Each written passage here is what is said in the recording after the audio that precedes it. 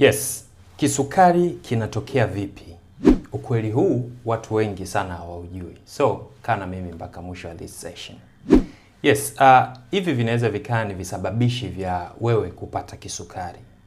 Yes, so kisababishi cha kwanza ama kisukari kinatokeaje ni kwamba inawezekana ikaa ni historia ya familia. Yes, inawezekana labda familia yako pia ina historia ya kuwa na kisukari. Kwa hiyo hata wewe mwenyewe pia probably una uwezo wa kuja kupata kisukari. Hiyo ni moja kati ya sababu ya kwanza. Lakini sababu ya pili ni kula vyakula vyenye sukari nyingi sana kupita kiasi. Unakunywa soda, unakula haya mapiza, manini, mavitu fulani ambayo yana sukari nyingi sana kupita kiasi. Na we ni mpenzi sana hivyo vitu, ice cream na vitu kama hivyo. Hii ni moja kati ya visababishi vya kisukari. Yes, lakini sababu ya tatu ni uzito kupita kiasi. Yaani wewe una uzito mkubwa sana, uzito wako wewe uendani na urefu wako. Let's say labda wewe umefikia mpaka zile level za kuwa obese. Kwa hiyo kuna possibility kubwa sana wewe kuja kupata kisukari.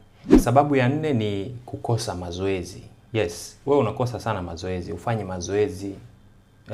Unatumia sana gari kwa sababu wewe ni tajiri, basi unapanda sana gari yako, hata ku distance fulani tu ya kutembea wewe unatumia gari.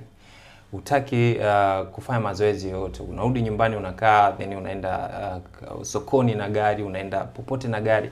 Hii inaweza ikakusababisha wewe kupata kisukari kwa sababu hufanyi mazoezi. Yes, lakini tunatakiwa tujue kwamba kisukari kinatokea baada ya mwili wenyewe kushindwa kucontrol sukari. Yaani kuna kiungo chetu cha mwili ambacho kinaitwa kongosho ama tunaita spleen. So spleen yenyewe ikishindwa kutoa insulin kwa ajili ya kuweza maintain sukari yako mwilini, basi inakuwa ni changamoto hapo. Ndio kisukari kinapokuja kutokea. Kwa hiyo unaanza sasa kuicontrol wewe mwenyewe manually. Hiyo ndio sababu kuu zaidi ambayo inaweza kusababishia wewe uweze kupata kisukari.